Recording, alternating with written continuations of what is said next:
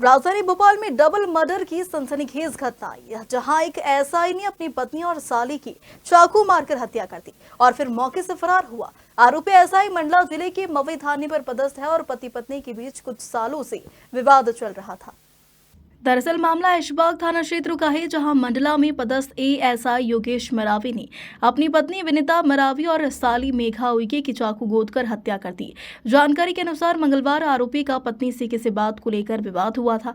वही वारदात अंजाम देने के बाद से एएसआई योगेश मरावी फरार है।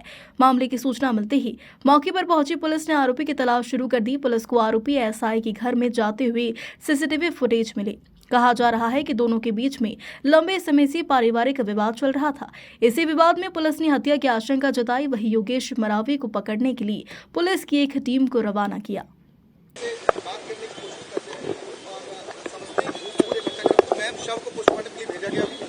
नहीं, अभी पंचनामा कार्रवाई जो है चल रही है, जिसके बाद जो है शव को पोस्टमार्टम के लिए रवाना किया जाएगा। आरोपी का कुछ सुराग सीसीटीवी में क्या मिला? इसमें आरोपी के लिए टीम लगी हुई है। सीसीटीवी फुटेज में वो आज लगभग 11 बजे आते हुए दिखा है। यहाँ पर जो मृतका का पति है योगेश मरावी, एएसआई जो पदस्थ है मंडला डिस्ट्रिक्ट में, तो वो दिखे हैं यहाँ पर सीसीटीवी फुटेज में और उनके लिए टीम हमारी लगी हुई है। ये घर जो मैम है किराए पे है कि ये लोग खरीद के रखा थे लोग? ये जो योगेश मरावी की वाइफ है विनीता मरावी, उनकी सिस्टर ने यहाँ पर रेंट पर ले रखा था ये जो फ्लैट है।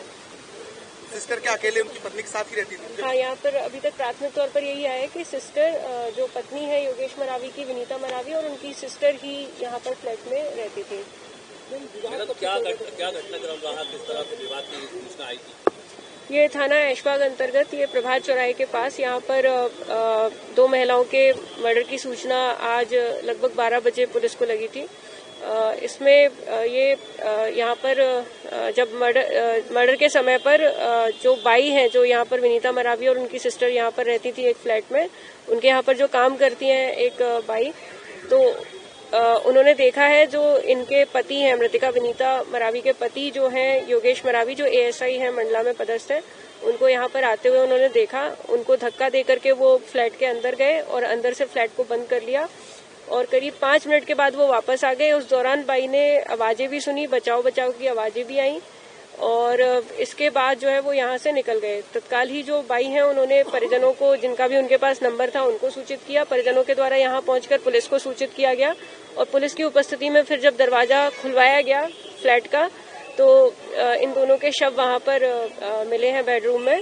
तो इसमें स्पष्ट ये हो रहा है कि इनके द्वारा जो एएसआई योगेश मरावी हैं, उनके द्वारा अपनी वाइफ का और उनकी सिस्टर का मर्डर किया गया है।